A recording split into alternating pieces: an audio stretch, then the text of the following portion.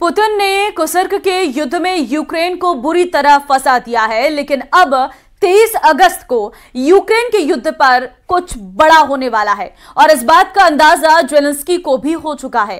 Putin को भी यह बात पता चल गई है और बाइडेन को भी इस बारे में आगाह कर दिया गया है। 23 अगस्त को यूक्रेन में क्या होने वाला है, इसी बात पर पूरी दुनिया की नजर है। देखिए रिपोर्ट।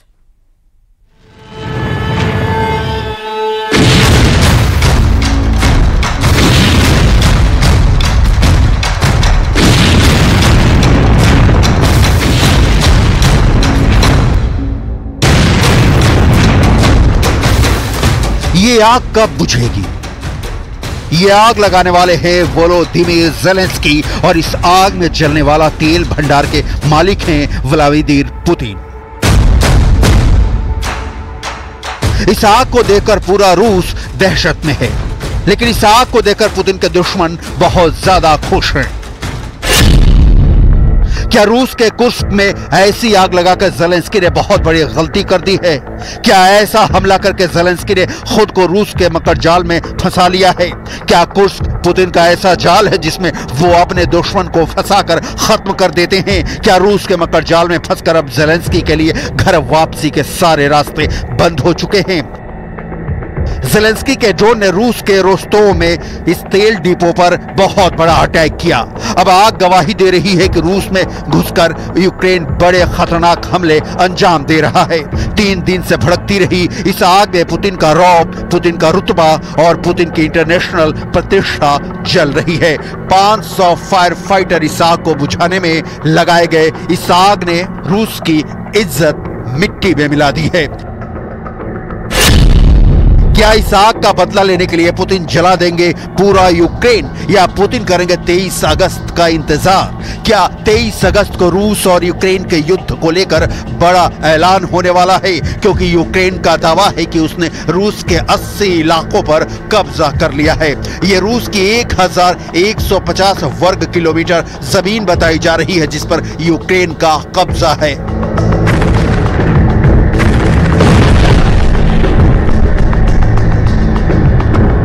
यूक्रेन के एक्शन को लेकर भारत पर इस वक्त पूरी दुनिया की नजर है। प्रधानमंत्री नरेंद्र मोदी 23 अगस्त को यूक्रेन का दौरा करने वाले हैं। 21 और 22 अगस्त को पोलैंड की यात्रा के बाद नरेंद्र मोदी यूक्रेन जाएंगे। 3 दशकों से ज्यादा पुराने राजनयिक रिश्तों के बीच ये पहली बार है जब भारत का प्रधानमंत्री यूक्रेन का दौरा करेगा। India has consistently advocated for diplomacy and dialogue to reach a negotiated settlement. India had attended the Summit on Peace in Ukraine hosted by Switzerland in June this year. इससे पहले प्रधानमंत्री नरेंद्र मोदी और ज़ेलेंस्की की मुलाकात जून 2024 में हुई थी, जब इटली में G7 बैठक के दौरान दोनों लीडर मिले थे। वहीं 2023 में दोनों की मुलाकात जापान में हुई थी, जब हिरोशिमा में G7 की बैठक हुई थी। दोनों ही मुलाकातों में भारत ने शांति कायम करने पर जोर दिया था। लेकिन इस वक्त ज़ेलेंस्की की फौज ने रूस के अंदर कोहराम मचाया हुआ है। कुर्स्क में बहुत खतरनाक युद्ध चल रहा है।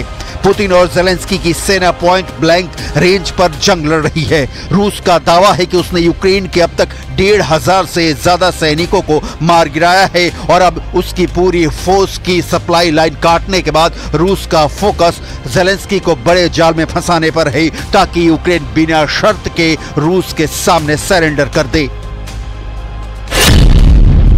इसीलिए सवाल है कि क्या रूस के कुर्स्क में घुसकर ज़ेलेंस्की ने बहुत बड़ी गलती कर दी है? क्या कुर्स्क में हमला करके ज़ेलेंस्की ने खुद को रूस के मकर जाल में फंसा लिया है? क्या कुर्स्क पुतिन का ऐसा जाल है जिसमें वो अपने दुश्मन को फंसाकर उसका दम घोट देते हैं? क्या रूस के मकर जाल में फंसकर अब यूक्रेन की सेना को मौत के घाट उतार दिया जाएगा? और इसीलिए कहा जा रहा है कि ज़ेलेंस्की के लिए अब घर वापसी के सारे रास्ते बंद हो चुके हैं।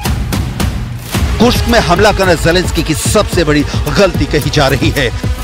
कुर्स्क में सेम नदी पर बने पुल को टारगेट बनाया गया। बताया जा रहा है कि यूक्रेन ने यह हमला अमेरिका से मिले हाई मास रॉकेट से किया। यह उस पुल की सैटेलाइट तस्वीर है। बीच में पुल पूरी तरह ढह चुका है, रास्ता कट चुका है और यही ज़ेलेंस्की का सबसे बड़ा प्लान है। यूक्रेन का मकसद है कि इससे पहले कि रूस उसकी सप्लाई लाइन काटे, यूक्रेन रूस की रसद पर पहरा डाल दे। क्योंकि पुतिन ज़ेलेंस्की को अब माफ नहीं करेंगे, ये बात पक्की है। रूस के कुर्स्क में ज़ेलेंस्की के इस टैंक को देखिए, ये रूस की पोजीशन पर हमला कर रहा था, लेकिन ऊपर से इसकी रिकॉर्डिंग कर रहा था पुतिन का ड्रोन। रूस ने इसे फौरन टारगेट कर लिया और फिर इस टैंक से आ टकराया लेंसर ड्रोन। इसके बाद यह टैंक चलता रहा और फिर ऐसा धमाका।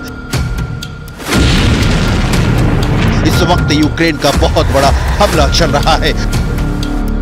कुछ जगह इस हमले को नाकाम कर दिया गया तो कुछ जगह ज़ेलेंस्की की फौज नाटो की मदद से काफी आगे तक बढ़ चुकी है। ये बात रूस ने भी मानी है।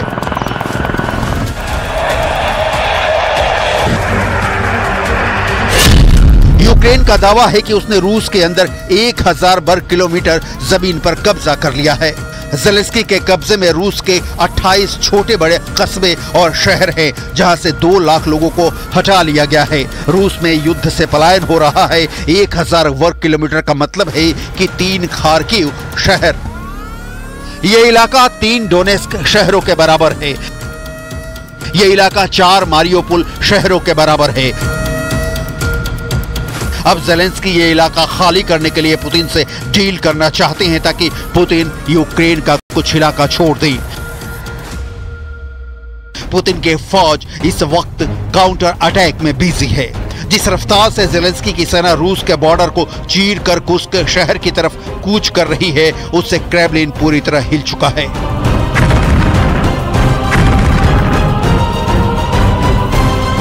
Цілком справедливо знищувати російських терористів там, де вони є, там, звідки вони завдають своїх ударів.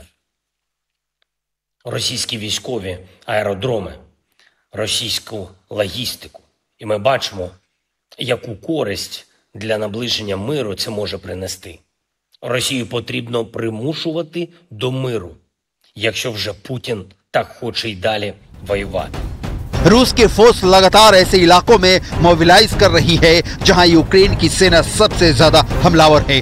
पुतिन के लिए यह खून के घूंट पीने जैसा है। इसमें कोई शक नहीं कि यूक्रेन से ऑपरेशन कुर्स्क ने पुतिन को बहुत गहरा सदमा दिया है। रूस का कुर्स्क इलाका यूक्रेन के उत्तर पूर्व बॉर्डर से लगा हुआ है। 6 अगस्त को यहां ज़ेलेंस्की की सेना बॉर्डर पार करके रूस में घुस गई। इसे यूक्रेन का ऑपरेशन कुर्स्क कहा जा रहा है। यह रूस के खिलाफ ज़ेलेंस्की का अब तक का सबसे बड़ा बदला है, जिसने पुतिन की साख पर बड़ी चोट पहुंचाई है। Now there are many questions remaining about the strategic value of this territory.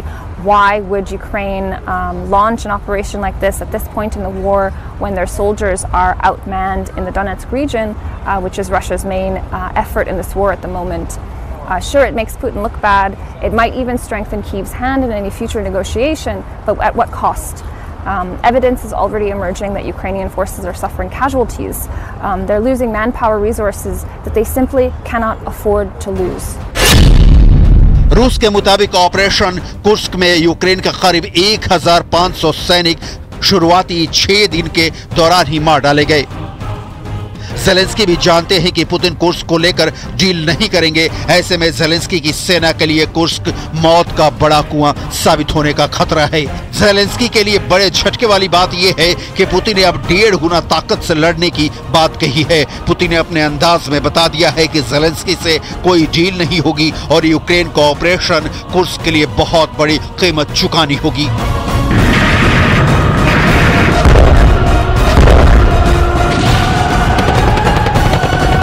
Акция, безусловно, преследует главную военную цель, а именно остановить наступление наших войск по полному освобождению территории Луганской, Донецкой народных республик, территории Новороссии.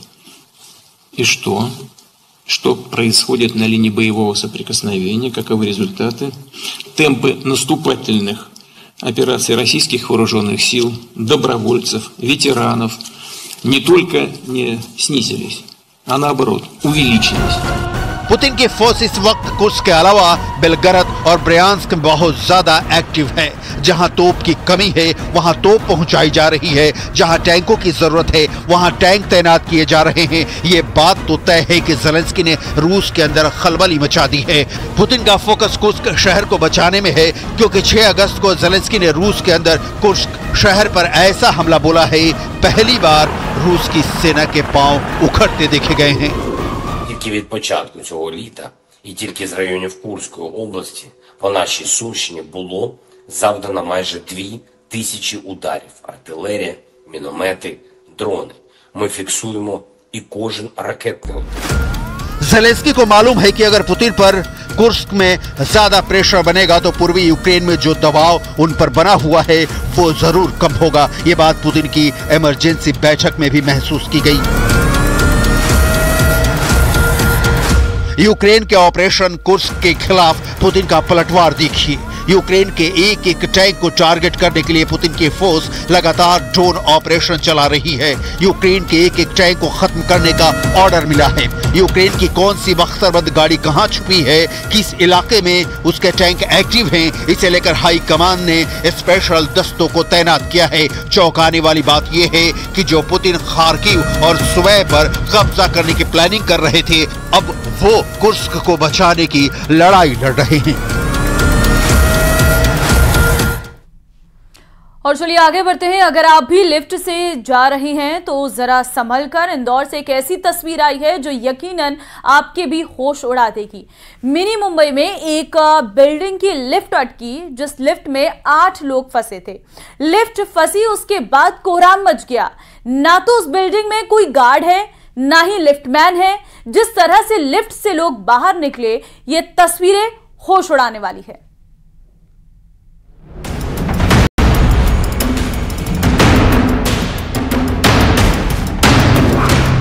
होश उड़ा देंगे ये 17 सेकंड। एक एक पल इन लोगों पर भारी पड़ रहा था। करीब 45 मिनट और लिफ्ट में सांसें ही अटक गई। 10वीं मंजिल से लिफ्ट चली, लेकिन ये लिफ्ट 5वें माले पर अटक गई। लिफ्ट अटकी तो लिफ्ट में मौजूद 8 लोगों के होश उड़ गए। थोड़ी देर तक तो शायद सबने इंतजार किया, लेकिन लिफ्ट में फंसे लोगों के लिए एक एक पल भारी पड़ रहा था। लिफ्ट खुलने का नाम नहीं ले रही थी। इधर 8 जिंदगियां फंस चुकी थी। लोगों से मदद की गुहार लगाई, लेकिन किसी ने ना तो आवाज सुनी, ना ही मदद के लिए आया। 45 मिनट ने लिफ्ट में मौजूद 8 लोगों के होश उड़ा कर रख दिए। अब करें तो क्या करें? फिर खुद ही इन लोगों ने कोशिश की, लिफ्ट खोलकर ऐसे बाहर निकले। और चलिए स्पेशल रिपोर्ट में फिलहाल के लिए बस इतना ही। आगे आप देखिए मारो राजस्थान में तमाम बड़ी खबरें। नमस्कार।